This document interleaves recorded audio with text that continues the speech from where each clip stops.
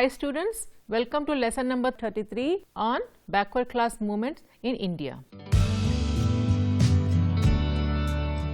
The Constitution of India provides positive discrimination for other backward classes along with scheduled caste and the scheduled tribes. It should also be noted that the word class and not caste is used in the Constitution. Historically, there are large number of castes that were of low status and were also subjected to varying levels of discrimination, just short of untouchability. These were generally the service and artisan caste or the so-called Shudras, who occupy the lowest rungs of the caste hierarchy. These groups, which need not be based on caste alone but are generally identified by caste, were described as the socially and educationally backward classes in the Constitution. The term backward communities was used for the first time in the officially parlance by the State of Travancore in the 1930s to include all educationally and economically backward sections. Madras Province used it in the 1930s to refer to the castes which are just above untouchables. Though backward classes became a significant social and political force in some parts of the country, especially South India, even earlier they got national attention following the introduction of the Mandal Commission Report by the V P Singh-led government at the centre in 1990. The students will be able to understand the different aspects related to the collective actions of the backward classes in India. Now, we will understand who are the backward classes. Matt Callenter, in his book Competing Equalities, Law and the Backward Classes in India, observes that backward classes is a very loose concept. Sociologically, these classes consist of a large number of the backward castes which remain above the scheduled caste and below the upper caste. These castes consist of intermediate castes, the cultivating caste, the artisans and service caste. In the traditional social and economic structures, while the intermediary castes were involved in the production process in the land, the service caste and artisans provided services to the society. The backward classes, known as the other backward classes, are other than those backward classes which include the Dalits or the scheduled caste and the scheduled tribes. Like Dalits, they were also victims of caste system and social oppression. Their cause lies in inequality of status and unjustness of caste system. Western education, liberal polity and reformist ideology acted as catalyst in awakening the backward classes to question the supremacy of the upper caste. Leadership was provided from both within the community and outside. Ideology of the movement was also diverse, ranging from Sanskritization to anti-Brahminical to revivalist and reformist. The backward classes emerged as a powerful social, economic and political class during the post-independence period in the rural areas as a result of the policies of the state. The principal policies which impacted them included the land reforms, which consisted of the abolition of the landlordism, putting ceilings on the size of the land holdings, consolidation of land holdings and green revolution in the selected areas of the country. Legal constitutional measures conferring equal status and welfare schemes for lower backward classes. Besides the state policies, the changes which occurred from within the society, population growth, breaking down of Jajmani system also affected them. On account of their numerical strength, along with the control of the village land, they came to control the village vote banks. All the upper backward classes are relevant examples of this change. Jats, Yadavs, Kurmis, Gujars, Kapus, Kamas, Reddis, Lingayas, Patels, Kolis, Marathas, etc. in different regions of the country, while the intermediate castes came to control the affairs of the village society, the artisans and the service castes joined the ranks of the marginalized groups of the wage labourers, marginal and poor farmers. According to Kaka Kelkar's commissions of 1952, the backward classes are more than 3,000 in numbers in India, and Mandal Commission 1980 said that they are around 52% of the Indian population. Initially, Government of India didn't recognize the caste as the only basis of backwardness and hence rejected the recommendations of the first Backward Class Commission, which advocated caste as the only basis of backwardness. But now, after the acceptance of the recommendations of the second Backward Class Commission, the most widely accepted notion of backward classes is synonymous with backward caste as well. Now, we will understand about the backward class movements. Backward class movements represent both ritual as well as material issues. Among Dalits, these problems were more acute. They were mainly against the disabilities imposed by caste and exploitative nature of caste system. There are three types of backward class movements as discussed by M.S. Rao in his book on social movements in India. They are on the basis of the structural cleavages among different strata. And the first type is Brahmins versus others. In this type of movement, Brahmins were on one side and the interest of all other castes were pitted against their interest. Justice Party movement was one such movement. They were limited to South India as Brahmins in North were generally poor and there were other castes that were dominant. Jogi movement in Punjab is one such movement in North. Second type is Brahmins versus lower non-Brahmins. Generally, Dalits were outside the purview of such movements and Shudras were the main force. Satyashodak Samaj movement was one such movement. And third type is Dalits versus all others. They were all various types, namely Sanskritization movements which focused on ritual upliftment. But there were other types of movements also like SNDP movements which were focused on creating a ritual order for its own by discarding the Brahmanical traditions. Now, we will talk about the backward class movements in pre and post independent India. Apart from this classification, backward class movement can also be classified as pure backward class movements and backward class movements linked with other movements like peasant movements. In the pre-independence period, backward class movements had the following significant effects. That is, they led to increased participation of backward classes in other occupations. Second, the efforts of the backward classes led to the initiation of policy of reservation. Third, they also led to increased political participation as demands for universal adult franchise was raised by the movement. Fourth, these movements made liberations of the backward caste as an issue in the freedom struggle, where Mahatma Gandhi himself led the movements like Guruvayur Satyagraha. Fifth, their efforts finally led to adoption of a constitution which rejected caste altogether. Post-independence backward class movements were totally different from pre-independence movements. New types of movements emerged with the following features. First, although constitution rejected caste, but in practice it continued. As a result, Sanskritization movement continued, but it came to an end with the acceptance of Mandal Commission recommendations.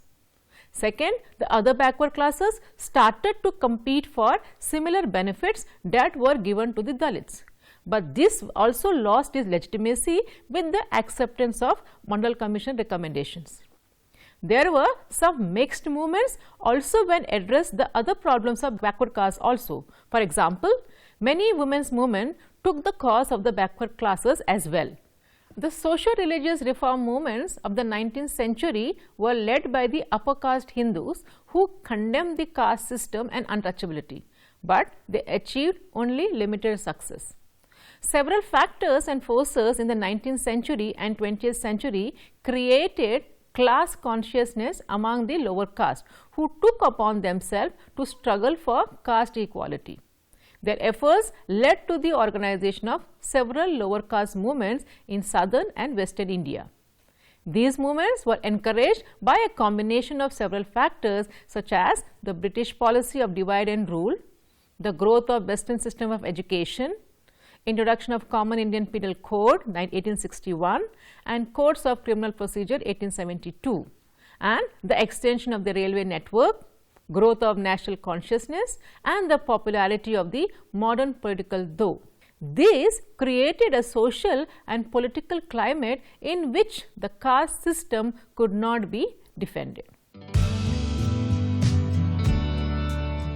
Now, we will discuss about the northern backward class movement versus southern backward class movement. Social movements for backward classes were historically stronger and popular in South, and it was southern India that pioneered such movements. The Brahmins had monopolized the high caste domination over the lower caste in South India. In contrast, the Brahmins were not only the only high caste in North India. Their domination over the lower caste was shared, thus diluted by several other dominant castes like Rajputs, Kayas or even Vaishyas.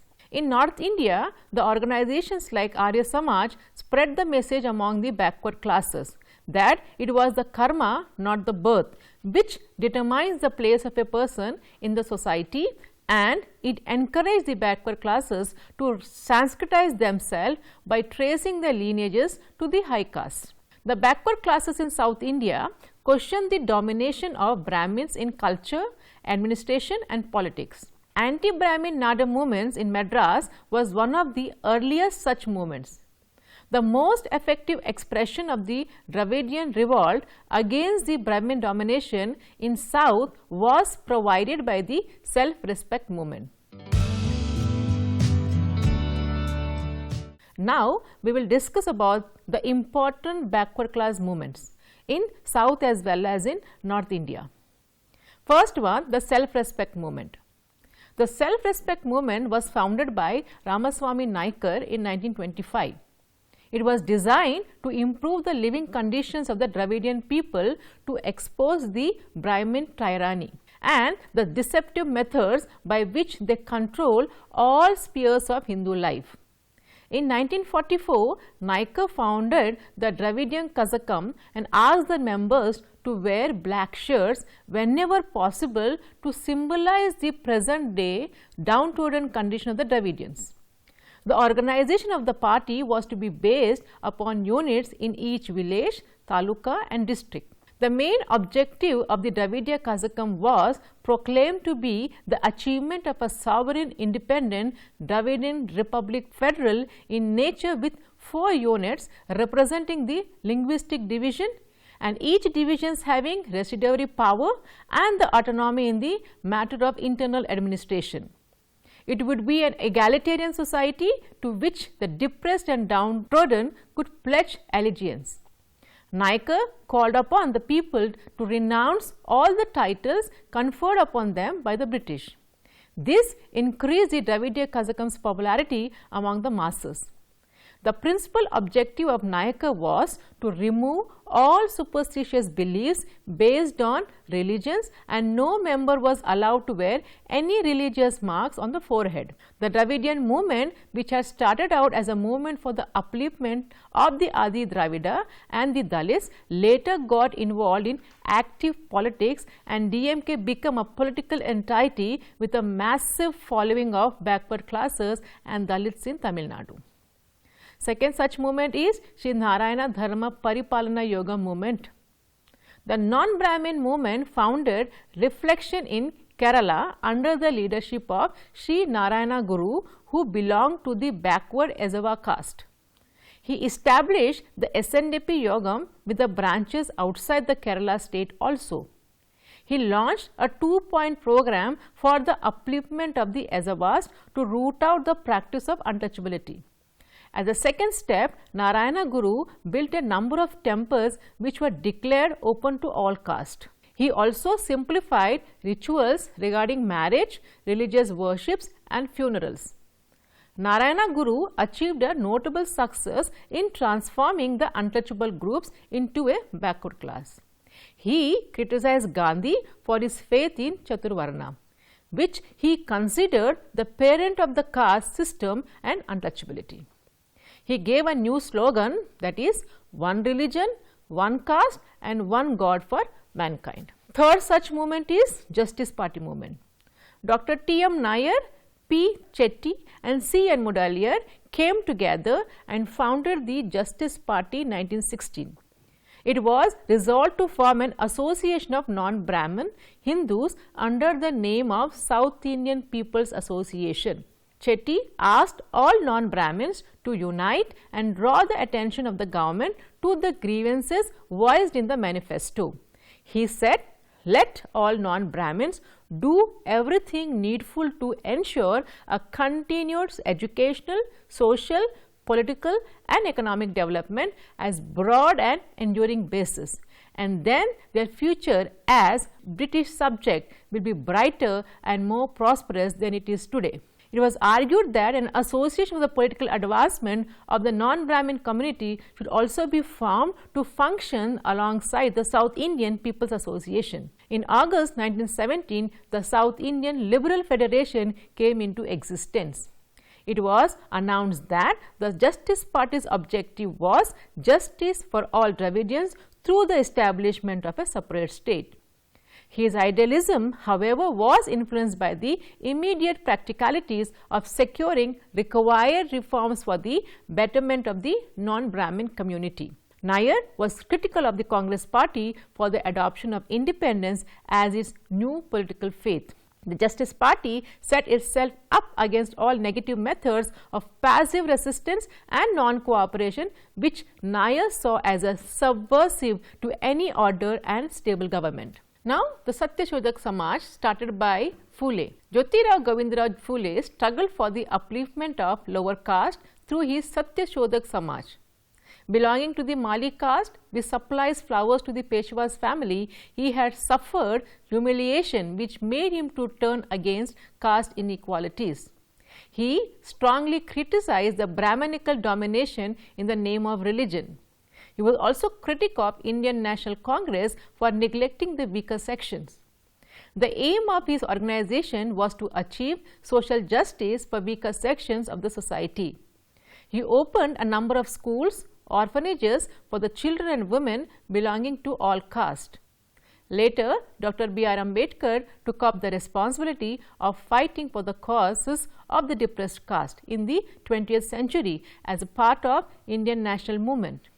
His efforts culminated in the form of enactments of the reservation system for socially underprivileged sections in the Constitution of India.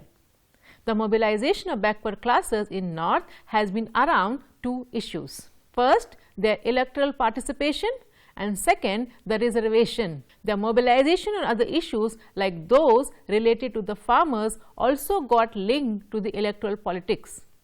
In North India, they have been mobilized by Charan Singh, socialists including Ram Manohar Lohia, Karpuri Thakur and different political parties like Samajwadi Party and Rashtriya Janata Dal in Uttar Pradesh and Bihar. They linked the social issues of the backward classes with the economic issues of the peasantry.